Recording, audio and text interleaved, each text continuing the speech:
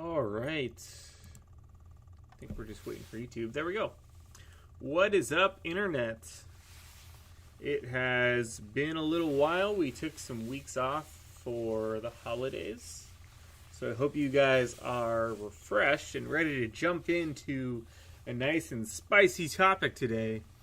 Why people are walking away from the church. We're going to take a look at a couple of videos.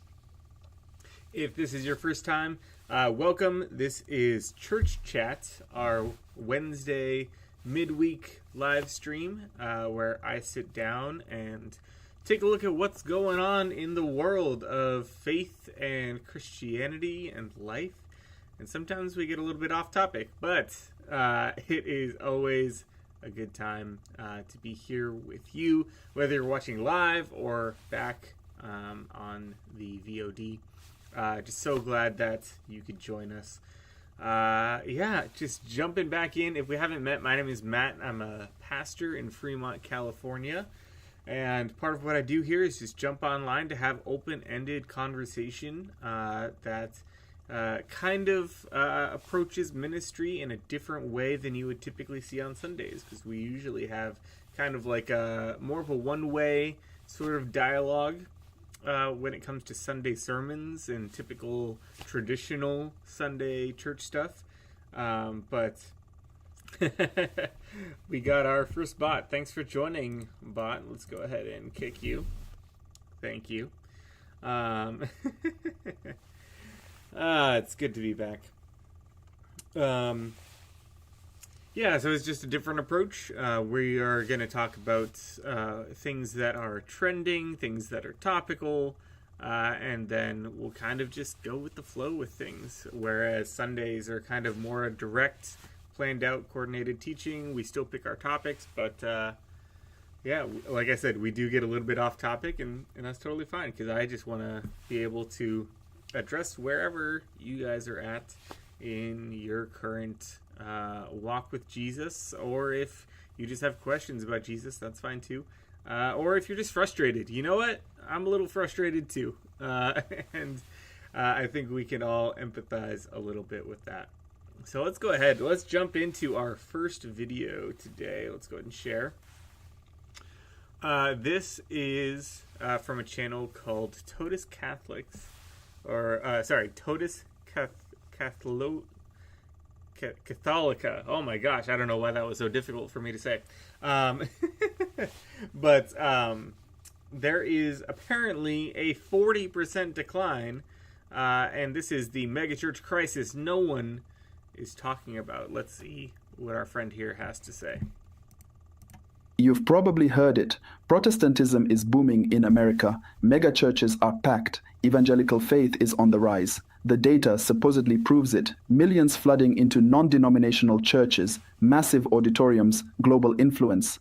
But here's what the headlines won't tell you. Those numbers are lying. This is Dominic, and today we're pulling back the curtain on one of the most misleading statistics in modern Christianity. Because when you dig into the actual research, the real story is completely different. And it matters, especially for Catholics trying to understand the true spiritual landscape today. In the next few minutes, we're going to expose how megachurch attendance is artificially inflated, reveal what's actually happening to Christianity in America, and show why the church's real victory isn't measured in auditorium seats.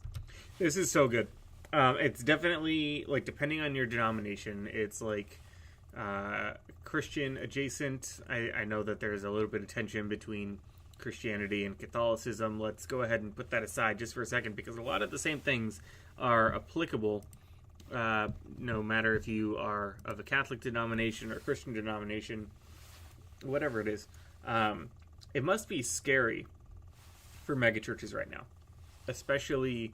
It's been scary for churches in general for a little while, especially post-COVID. But what is especially striking is attendance, because that is one of the major metrics that churches use to gauge success. Are people walking through the doors and staying? And I know that it was scary for us at our church when we hit the COVID pandemic, and everyone kind of left involuntarily, right? There was a shelter in place, so no one was coming in person. We scrambled to start a live stream, and when the shelter in place restrictions were lifted, people didn't really come back, and some people stayed online. Some people just left altogether, and so I can't imagine what it must be like for a megachurch to have to deal with the reality that they are losing their grip on attendance. They're losing their control over people coming to church, because that's a major metric for megachurches. We have other metrics here at our church that we believe are more important than attendance. Are you actively involved in a group?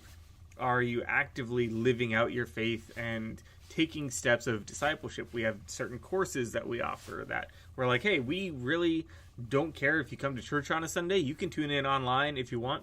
And that's a separate metric altogether. And he'll talk about that a little bit. But you can tune in online if you want, or if you're involved with a small group, that's great. But hey, like, we know that you're getting involved with the courses that we offer so that you can be equipped and you can live out your faith. If you're meeting with people in your community and sharing the love of Jesus with them on a Sunday, then yeah, don't come to church. That's more important, which is kind of a radical concept in the church world. And so, I mean, it shouldn't be, right? But it is, because we're so steeped in megachurch culture in America. And so I can't imagine when your primary metrics are attendance and giving, to see those, at least one of those things, but probably both of them, decline. That's got to be scary for megachurches. But let's go ahead and see what he has to say. Let's start with the uncomfortable truth that churches themselves are admitting. They're counting online viewers as in-person attendees. That's not good. That's not right. It's very different approaches that should be taken. I'm doing the hands thing. That's not good. I'm Italian. I talk with my hands. But online viewership should be counted as online viewership. And live viewership should be counted differently from post live viewership. And that both of those should be counted separately from in-person attendance. It's totally different.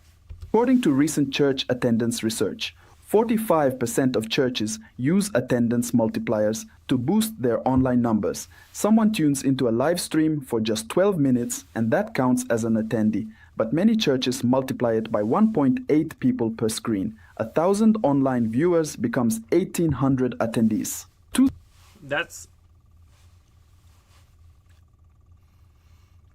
It's potentially fair, right? I'll be transparent. We do something similar. When we count our live viewership, we multiply it by 1.5 because we have a relationship with the people who watch online, and we know that about half the time, those people are often watching with their spouse, if they're watching live. And so we don't count just the viewership. We do multiply it by 1.5, but we don't take every single viewer that tunes in for any amount of time. We take the peak viewership. We're monitoring exactly how many people are tuning in, beginning, middle, end of our live stream, and taking that peak number, which is typically pretty consistent, beginning, middle, end, depending on people joining late and leaving early, because the sermon is typically the bulk of that. We take that number where people are tuned in the most and tuned in consistently, and multiply that number by 1.5 to kind of get an accurate viewership, because we know that people in our congregation who watch online typically are watching at least 2 people to a screen sometimes. And so we're still conservative with that number. 1.8, I don't know, maybe that's a more common number. We do 1.5 just to be a little more conservative. But then we track post-live viewership separately.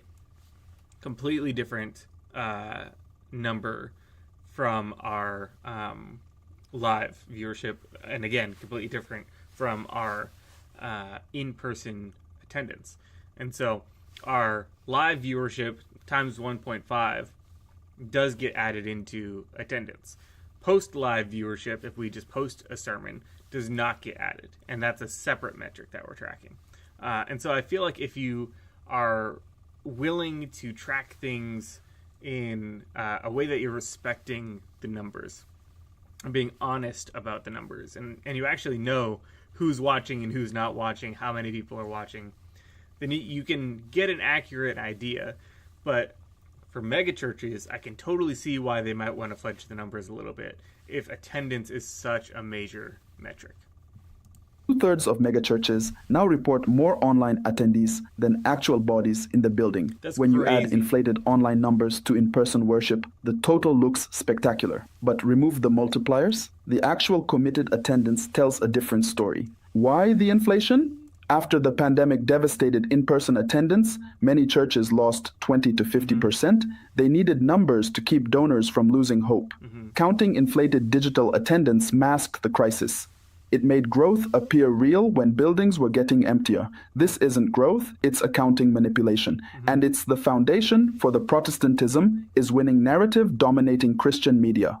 If you're interested in deepening your faith, hit like and tell me where you're watching from. Consider subscribing to stay rooted in Catholic truth. Support green. So if megachurches are using smoke and mirrors, what does the actual religious landscape look like? The real data is sobering. In 2007, 78% of American adults identified as Christian. By 2024, that number collapsed to 62%, Wow. 16 points in 16 years. That's The wild. Catechism teaches in paragraph 700 men with on American life has hemorrhaged. Evangelical Protestants dropped from 26% to 23%. The Southern Baptist Convention experienced 17 consecutive years of decline, now at a 47-year low, losing 300,000 members annually. Mainline Protestant churches fared worse, collapsing from 18% to 11%. Catholics held steadier. We remain 19%, the same since 2014. But that stability masks our attendance crisis. Weekly mass attendance dropped from 45% to 33%, Then how 12 is it points consistent? in 2 decades. Now here's what's winning. The nones, people with no religious affiliation. They rose from 16% to 29%. But Interesting. even that growth slowed. The rise of the nones leveled off since 2022. They are plateauing. Christianity overall is losing ground. Megachurch growth numbers are optical illusions. The real story is institutional decline across every tradition. So what's fueling that decline? Denominations that abandoned core doctrine collapsed faster, and evangelical churches now face the same crisis. Mainline Protestantism spent decades softening doctrine to appeal to modern culture. Members eventually asked, why attend a church that doesn't believe anything distinctly Christian? But evangelical churches, which held traditional theology, are sliding into the same emptiness, spiritual shallowness masking as relevance. Recent Barna research reveals only 10% identifying as evangelical are truly evangelical by biblical standards. 54% believe people are basically good, and 50% believe people earn salvation through works. Doctrines contradicting scripture and Christian tradition. That's what happens when your church is all about motivational speeches and live concerts. Like, it is so appealing to people. And we've had people leave our church to go to churches that are more attractional like that. That really focus on the Sunday experience. And we find that that those people end up going there for a little while, feeling really excited. They feel really happy because we check in, we text, and we still try to keep up that relationship. And then they kind of fall off the face of the earth a little bit. At least this is what I've seen. And then not too long after probably a couple months of silence, they're like, oh yeah, I actually haven't been going to church much at all. Like, it's a total fall off. And it's just so shallow. There's no depth. There's no place to take root in a culture and environment like that. These aren't evangelical commitments. They're cultural consumerism wearing a Christian label. The Catholic Church's stability, especially globally, reflects something different. Yeah, I don't really want to talk about the Catholic Church right now. But anyway, very helpful statistics. I want to see, just scroll through. I think he's going to talk more about just Catholicism. Oh. And then here's major religious groups in the world, 1945 to 2025. Growing. Reality says Christianity is being hollowed out from the inside. Yeah. Here's what we... No, that's fair. Because honestly, like, when you tell people this is what Christianity is, and it turns out to be shallow, then people leave. But people that have stuck with a church like ours for a long time, they stay here for a long time. Like when they stick it out, and they're willing to engage, and they're willing to go deep. Like, we've had people here for a very long time. Like, our church is 50 years old, and we still have people in our church who were here 50 years ago when when they were literally walking the property and praying over it to see if, like, God wanted them to buy this property back when it was like an abandoned chicken farm. Like, that's pretty wild. The fact that we've been around for 50 years shows that, like, when you don't, we are definitely behind on repair and maintenance and things like that. Like, we definitely need to catch up in some, like, logistical sort of ways. But when you don't try to keep up with what's trendy, you don't fall behind, right? When you're actually focused on the gospel and keeping that front and center, then, like, you don't need to keep up with whatever the world is doing. So, very helpful stuff from Totus Catholica. I want to watch this second video now.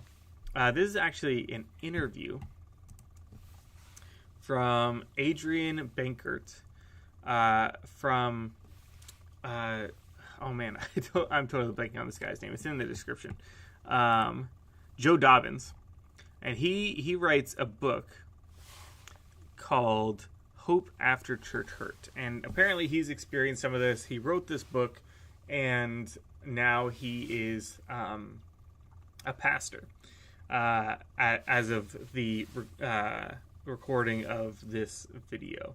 And so this was posted on Christmas Eve. I want to take a look at this a little bit, because this is someone who experienced church hurt and then became a pastor. And there's even a section in here where he admits that maybe he did some church hurt. And church hurt is kind of a vague term that I don't really like to use, because it kind of diminishes the complexity of really bad situations and kind of just, like, brushes off abuse. When we really need, as Christians and as pastors, to be calling out abuse in the church and making sure that it stops, that it doesn't happen anymore. And so I thought that this was really interesting. I just previewed a little bit of it to see if I wanted to show this clip. I'm not sure if I agree with everything that is said in this video. And that should be a blanket statement for anything that I react to. But let's go ahead and check it out. Phrase, I love Jesus, but I can't stand his people. They do not believe in going to church anymore. I felt rejection. Kayla felt like she lost her safe place. They think the church is just after money, or they've seen any one of a number of recent scandals involving church leadership. Trying to heal without relationships is like trying to get a package from Amazon without giving them an address. It's just not going to happen. This book, Hope After Church Hurt, really is revolutionary. How many people watching right now, watching this particular podcast, can say that people of God, people who say that they're of the church, have hurt you? I'm going to quote the author, Pastor Joe Dobbins. It says, "The people of God hurt you, but the heart of God is to heal you." I am so thankful, so pleased. That's a good point. That's a good quote. I like the quote. It's on the back cover for a reason, right? So far, you know, I'd say like 70% of what has been said, it's like, okay, all right, yeah, let's acknowledge the hurt. Let's acknowledge that that this is people that claim to be Christians and don't necessarily speak on behalf of God. That's a very important distinction to make. But still, let's be a little cautious going into this, because there's already a couple of yellow flags. You always have to be careful when we as Americans, we love someone with a unique accent. I don't know what that says about us, that we just assume that makes them smart. I'm not saying that he's not smart, but I think we give a lot of people credit just when they sound like they know what they're talking about, if that makes sense. So let's be careful, but let's jump into this. That we have the chance to hear from Joe Dobbins himself. Should I call you Pastor? Should I call you Joe? What do you prefer? Hey, whatever's good for you. I'm just honored to be here with you today, Adrian. Well, thank you. I got to say, from the introduction, your book, which happened to be released in 2024, is as timeless and is relevant today as it was when it was released. How to heal, re-engage, and rediscover God's heart for you. What made you write a book about church hurt? I'd never really seen one before. Yeah, that's what the publisher said when I gave them the idea. What really stuck out to me is in the post-COVID return to church, after churches had closed down across the nation, so many people kept walking through the door, and I kept hearing the same thing, that they were coming from something that could have been painful. More and more conversations included, schisms or disagreements, maybe even abuses. And I just noticed a lot of people were coming through the door with a story, not so much about outside the church, but inside the church, pain they were still carrying. Yeah, that's something that I think is fairly consistent in churches in the United States. How churches address it, I think, is a really important thing that we need to be aware of, because some churches turn a blind eye and even ostracize people who try to talk about their stories, and that's terrible. And I've heard stories of that happening to people. And then there's other churches who welcome that in and say, yeah, that is terrible. That should not have happened to you. That makes us angry, and this is a place where you can heal. And we won't pressure you.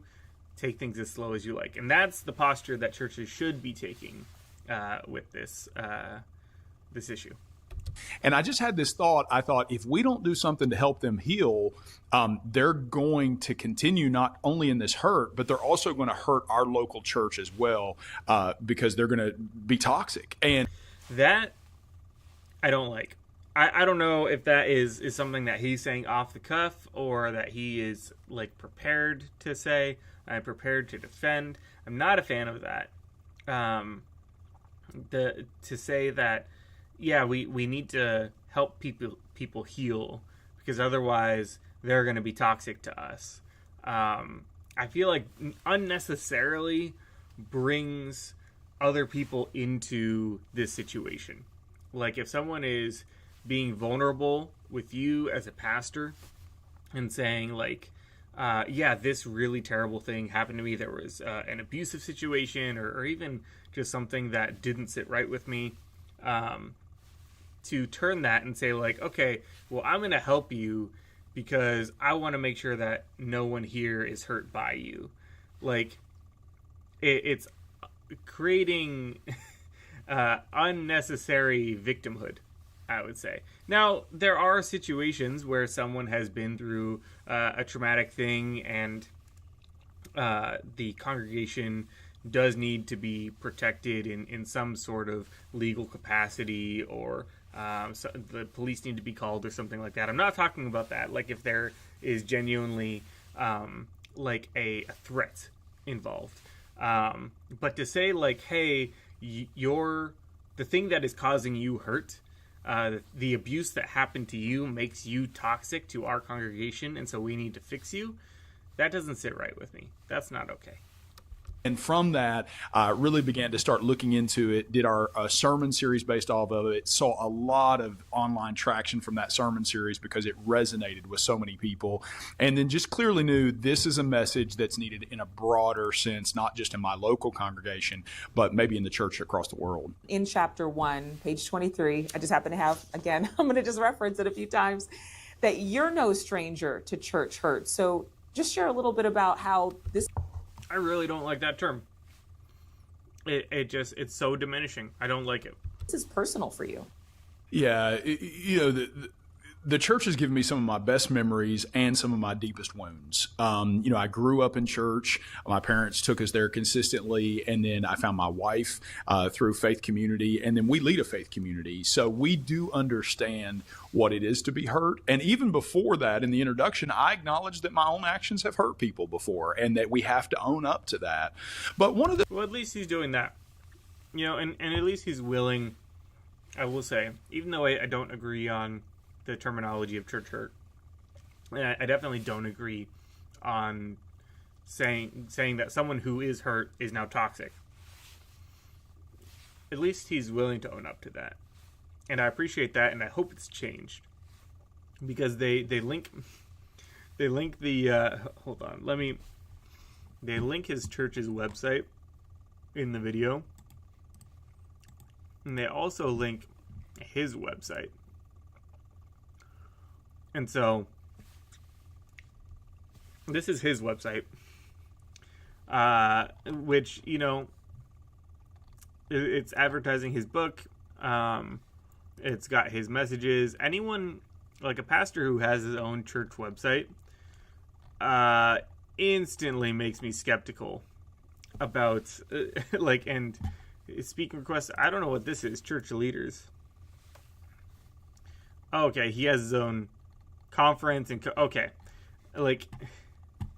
this makes me skeptical.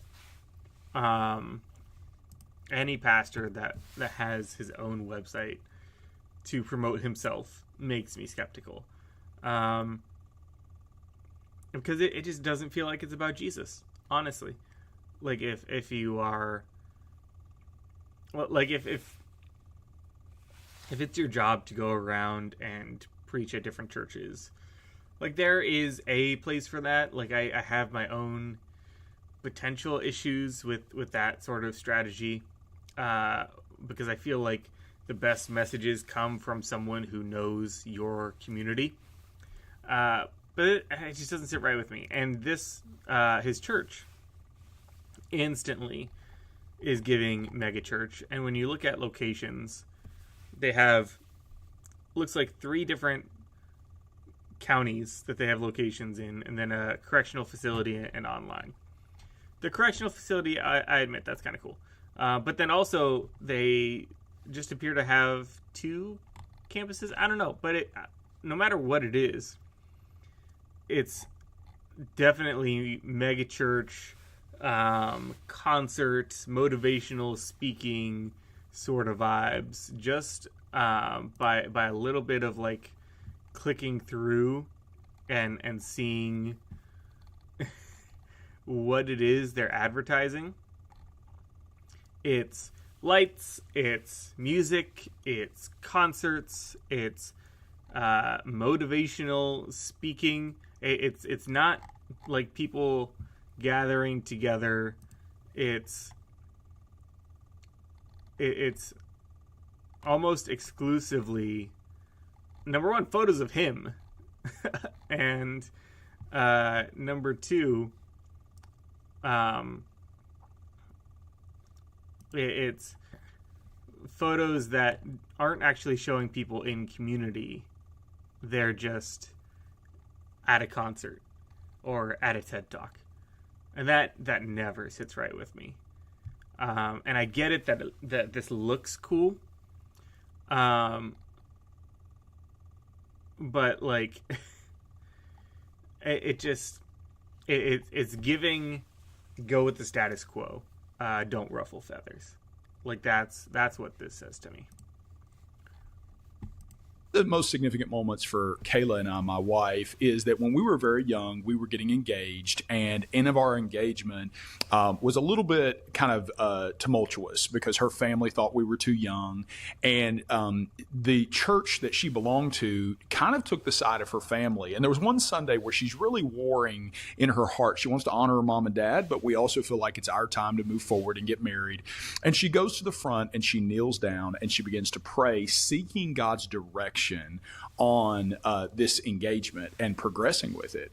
And all of a sudden, one of the church leaders comes up and instead of comforting her, begins to really criticize her and lambaste her in front of the whole congregation. Wow. So this is not done in private. It's done in front of everyone. It's done with a harsh tone, and it's not done with any desire to actually help.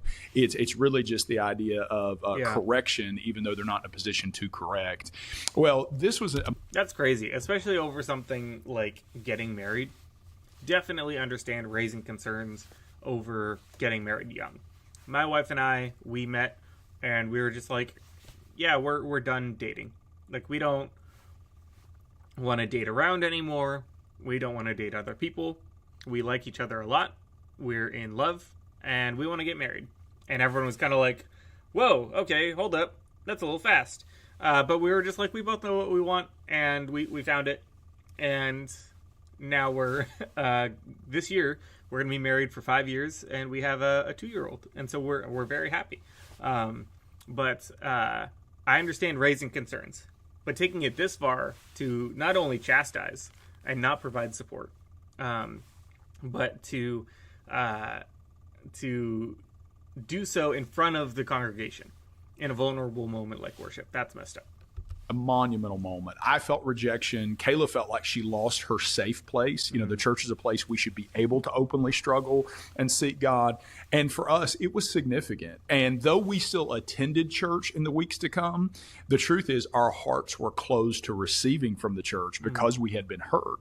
And the reality is we had to go through a process where we had to heal, just like maybe someone listening to us today is going to have. That I might categorize as church hurt.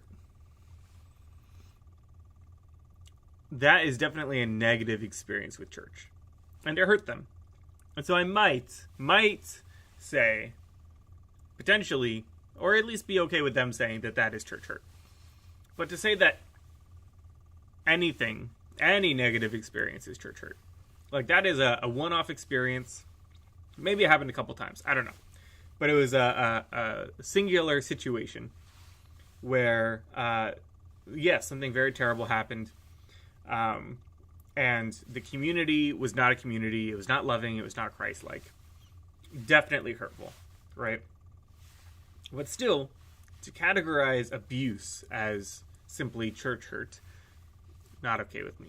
That it definitely still downplays repeated moral abuse, abuse of leadership positions, abuse financially, and abuse sexually. Like there's so many different avenues of much more extreme harm than just like, oh yeah, something happened and that was really hurtful, so we had to change churches. Like, that's obviously an oversimplification, but I haven't read the book. I don't know their whole story. And it, as far as I know, this is the situation that it inspires this book. I hope there's not more to it than that, because that would be terrible for them and their family. But also, again, to categorize such a wide variety of extreme things as simply church hurt, it is not fair. Have to go through. The truth is we've all been hurt, but there's healing for all of us, but it's going to take some effort. Wait, hold on. What? I need to go back. Where we had to heal, just like maybe someone listening to us today is going to have to go through. The truth is we've all been hurt, but there's healing for all of us, but it's going to take some effort. I don't know what it is about that statement that I don't like. We've all been hurt. I think it's maybe just the talking in extremes, the talking in generalizations, using an absolute term. We've all been hurt. For some reason, that just doesn't sit right with me. To say, like, I would hope that there are good, positive churches out there. I would hope that we're one of those churches. We try really hard to be. And yes, I believe that every church has these sort of things, but the Bible tells us how to navigate them. And when I say these sort of things, I mean just like disagreements in the church. But not every church has like sex scandals and and financial abuse and physical abuse, even like a lot of these church scandals that come out. It's atrocious to us who work here in a church. We can not even fathom seeing that in our church. So I think, again, it's a generalization that diminishes abuse, at least from how I see it. And I think that's the problem that I have with it. You mentioned two things I want to make sure that we touch on. One is rejection. And let's take them one at a time. Rejection seems to be one of the biggest pandemics in the world right now. Do you have any thoughts on that? Well, I think rejection is one of the deepest hurts we experience because acceptance is one of the greatest needs we have. The reality is we're all looking for acceptance. And so rejection is the opposite of that. And it leaves some of the deepest wounds in our hearts and souls. There are people listening today who have literally ended their career despite being successful because they were rejected. There have been people who have chosen not to enter into what could have been great friendships or social circles or marriages even because of rejection. It's one of the most powerful things that will happen in someone's life. Again, with these generalizations, like these are big sweeping generalizations that you can kind of just put out there and be like, yeah, someone out there listening has experienced this. Like, okay, if you're going to play the odds, then like maybe, yeah. But this video has 400 views, so you don't necessarily have the biggest sample size, I'm sorry to say. And so in one of the chapters, I talk about the power of rejection, and I specifically talk about what it takes to heal from it, because pain is something that is very, very powerful in our lives. It becomes a guiding force. You know, as human beings, we're better survivors than resolvers. And so what happens is that we have a tendency when we face rejection, pain, abuse, it's fight or flight. We just believe, let's get out of it. Let's get out of the marriage. Let's get out of the job. Let's get out of the church. But what we don't recognize is though we may change places or time may pass, the pain still remains in our hearts. There's no expiration date on pain. And that's the reason we have to at some point take time to see it resolved. And the Bible is clear that there are specific steps to take in that. I always say it this way. I love the fact that our God doesn't just heal bodies, he also heals memories. But we have to take time to let him do that. That's beautiful that God can heal your memories. That would take a miracle for a lot of people. You mentioned that people feel rejection and they just want to run away. I think they've seen any one of a number of recent scandals involving church leadership we are seeing some mega influential, and I don't even need to mention the names, but very powerful pastors who are stepping down because of scandals and impropriety and sometimes sexual abuse. So what do you tell people who think that it's really just between them and God? Yeah, well, I think, first of all, your salvation is between you and God. You do need to have a personal relationship with Christ and not just with a church or religious practices. But at the same time, as we follow Christ, he leads us into a church family, and that's one of the things that you hear a lot from people is that it's just me and Jesus. We're good. I'm just following Jesus. And I kind of talk about this in chapter 1. Well, if you're following Jesus, you have to ask, where's he leading you? And the reality is he's always going to lead you to forgiveness. He's always going to lead you to heal. And he's also always going to lead you back to the church. The Bible. Yeah. I don't know. Do you need community while you're following Jesus? Yes. 100%. Do you need a church organization? This is going to sound crazy coming from someone streaming from a platform, a YouTube, Facebook, Twitch, Kick channel for a church organization. But no, you don't. And that's actually something really big that we promote here at our church, is the fact that you can have church in a coffee shop, at the dog park, around your dinner table, at a neighborhood block party. Like, you can have church so many different places, in your school, in your workplace. Like, you can have church in those places. Like, you do not need the structure of a religious institution in order to experience God. He said, God will always lead you to forgiveness, to healing, and to church. Our concept of church is a little skewed in America. So does God lead you to church? Yes. Does he lead you to a church organization? No, not necessarily. Because church is not a building. Church is not an institution. Church is a congregation of believers, or in simple terms, non-churchy terms, a gathering of Christians, a gathering of followers of Jesus. That is what church is. And so, yeah, it could be like 3 to 5 people sitting down in your living room and talking about the Bible and wrestling over deep passages and listening to a podcast from a trusted source. Like, that can be church. Or a church can simply be a bunch of people who know nothing about the Bible cracking it open and asking, what does this say about God? What does this say about people? And if we believe that this is true, then what does that mean for us today? Like, it can be that simple. It doesn't need to be a religious organization or institution.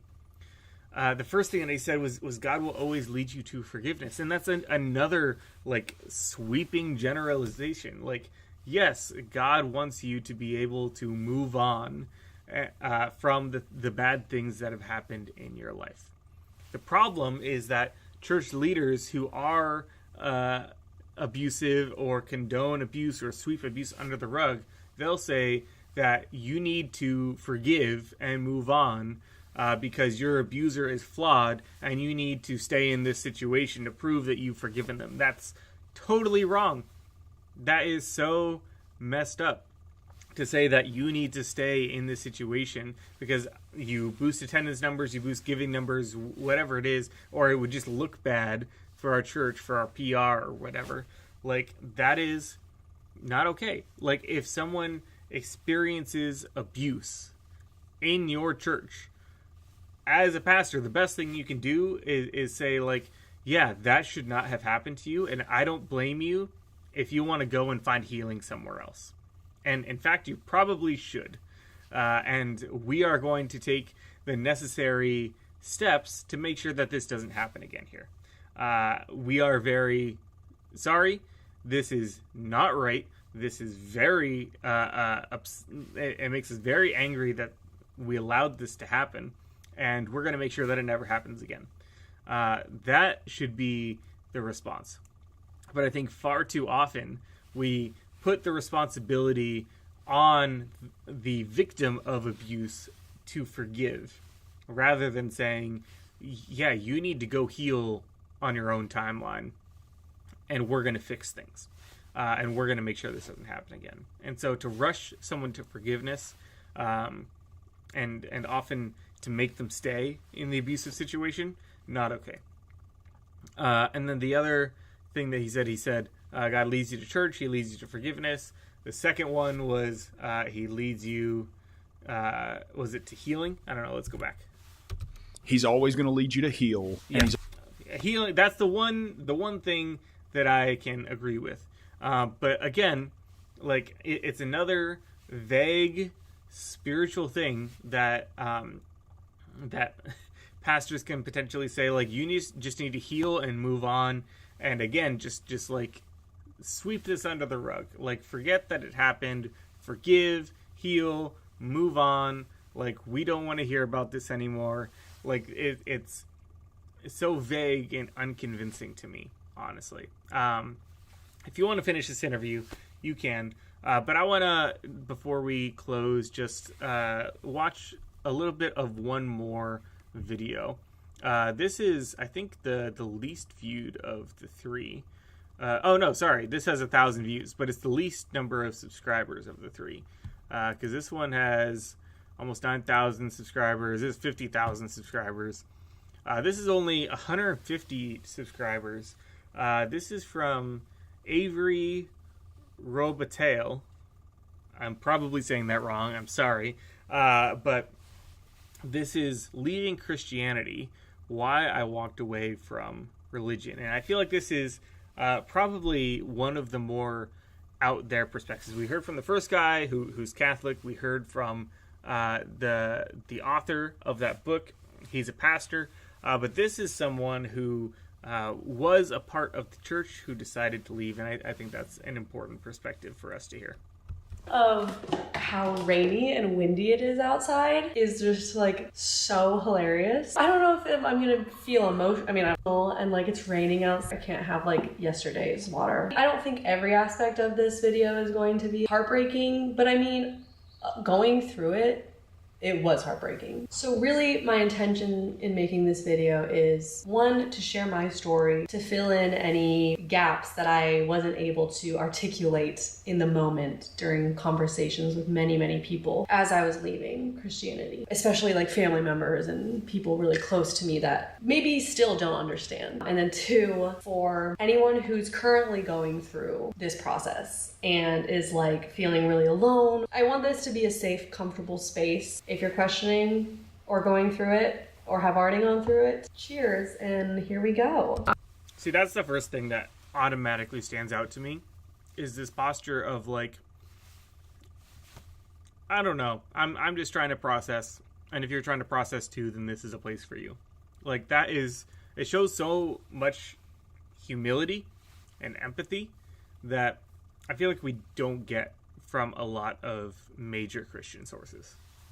I was a missionary kid. I am a missionary kid. I am not a kid. My family lived in Indonesia. We all moved there when I was 3 years old. I accepted Jesus into my heart and was like a believer from the moment I could make conscious decisions and like had conscious thought. Christianity and the culture of Christianity was like with me since I was in the womb, because my parents are missionaries, my grandparents on my mom's side were missionaries. My dad's family had been Christian for like generations. This topic is so dense, like there's so many layers to it. I had like such an amazing childhood. I grew up overseas. I was immersed in a different culture, which really was amazing for like my worldview. My family dynamic at home was so healthy. When you're leaving religion, I mean, not for everybody, but for me, it was not a clean cut. It was like so many years of questioning things, going back and forth, like, am I doing the right thing? Like, does this mean I'm going to hell because I don't believe this thing anymore? I've always loved singing since I can remember. I would sometimes lead worship, help lead worship. I was trying to like set a good example, like, you know, try to be Jesus-like and like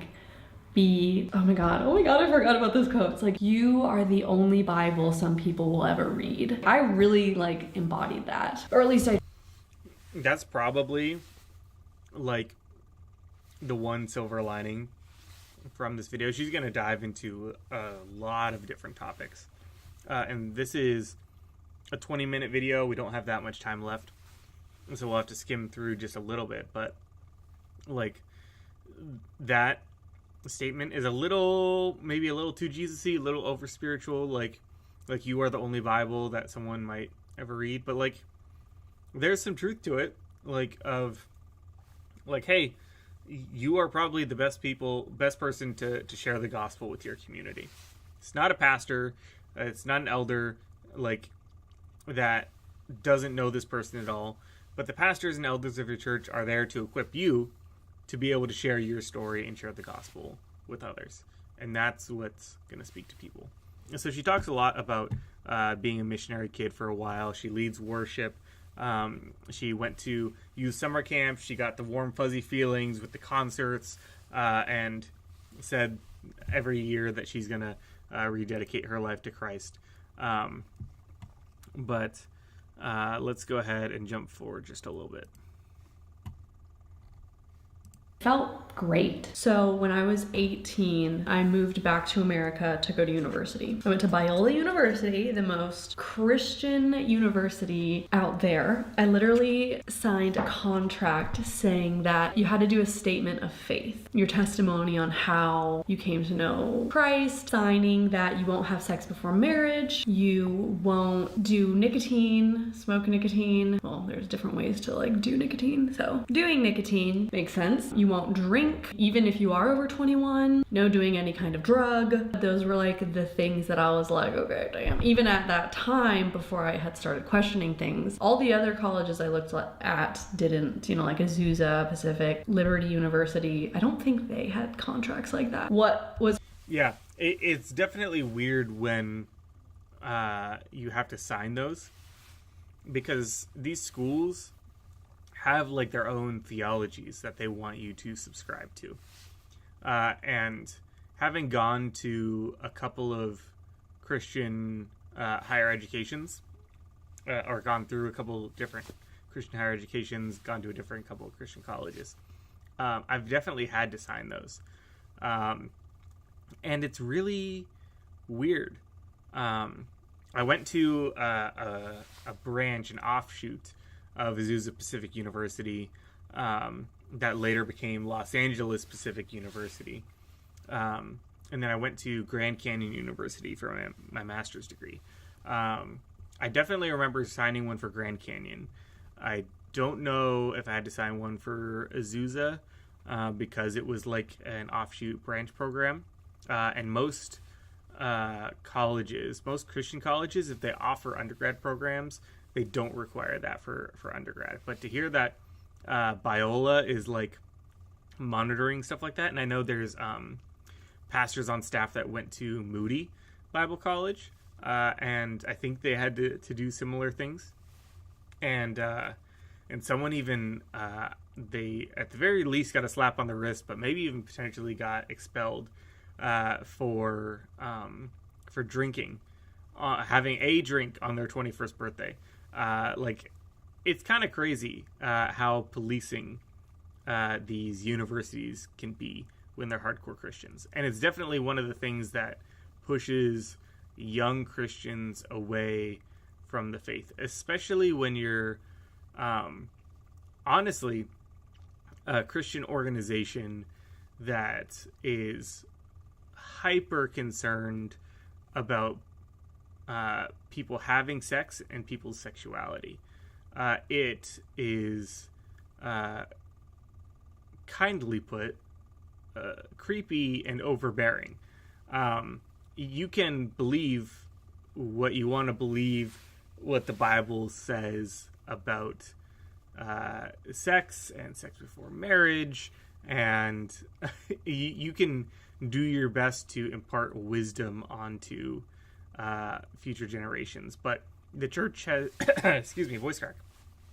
The church has definitely gotten itself, like the Big C American church, has gotten itself into a lot of trouble by meddling in the affairs of the average person's sexual conduct and sexuality. And it's really blown up to be to seem like a primary Christian issue, when really it's a stretch to say that it's a secondary issue. It's really like a tertiary issue, like really on the outer circle of things that Jesus talks about, because essentially the culture is very different. Like, we live in a culture where people have sex before they're married. She goes into her story about her and her boyfriend. They had sex before they got married, and her boyfriend had been married previously, and it was a whole thing. Very similar, actually, to the story that we heard from the author, and handled in a similarly poor way. But then also, she starts asking questions about what does the Bible actually say about sexuality, and some of those things are up for debate when it comes to translation.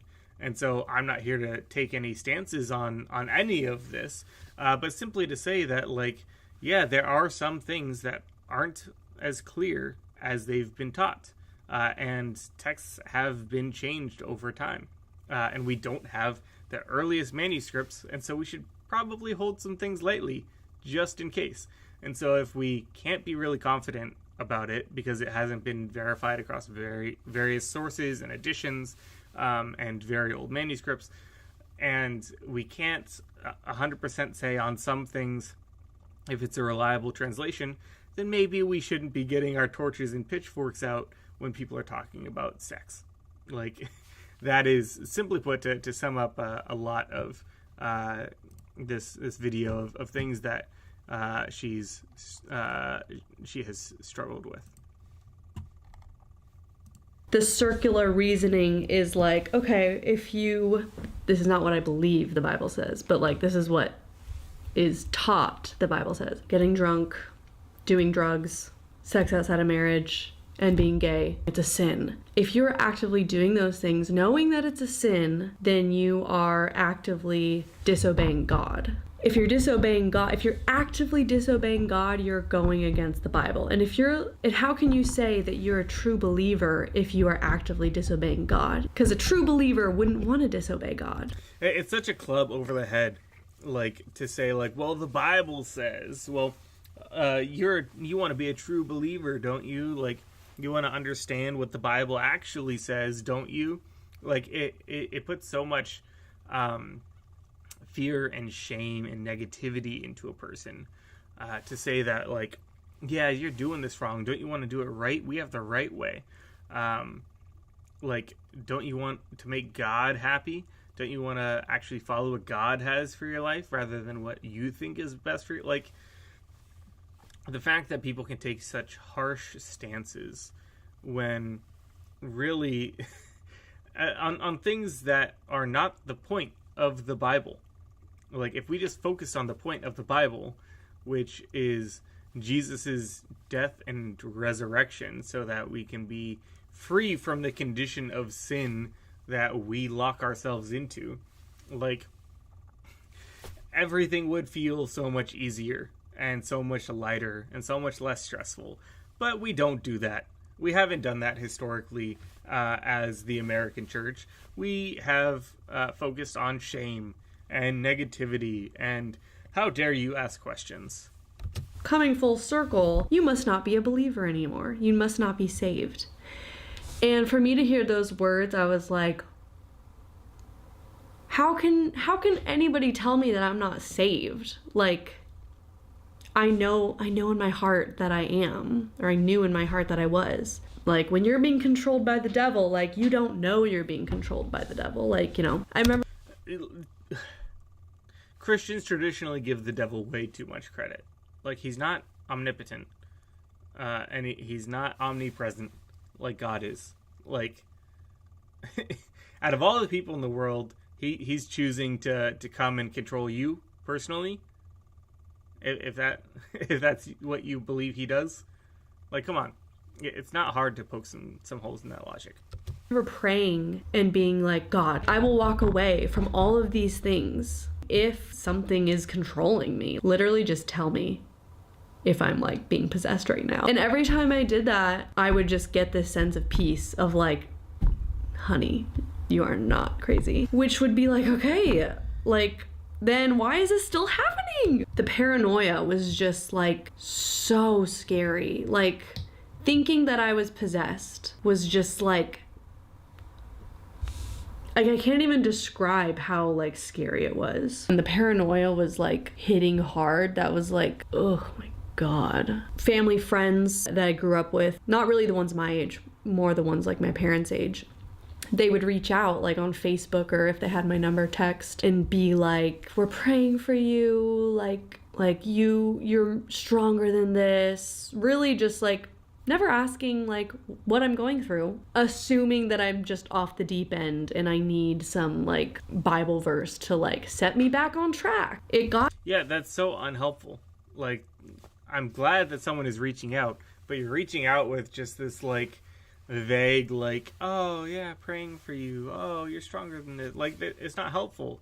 Like, you're not even asking how she's doing, or, like, asking to, like, meet up for coffee, to hang out, to, like, actually witness and see, like, oh, she seems to be doing fine, you don't seem like you're possessed by Satan. Like, this is wild. I don't blame people in situations like these, because honestly, I would venture to say that, like, this person, Avery, is more Christian than a lot of Christians. My hair is kind of crazy. Oh my gosh. Like a lot of Christians, potentially even the ones who are saying like these things that are sowing that fear and that paranoia and that doubt, the ones that chastise her for asking questions. Like, it's not okay. And honestly, I applaud Avery and people in similar situations for being vulnerable about that and creating spaces where people can feel safe to have doubt. We're talking about deconstruction in our video that we're going to post tomorrow on YouTube, and it's like this boogeyman in the church, when really like it's only a boogeyman because church leaders are afraid of letting go of control.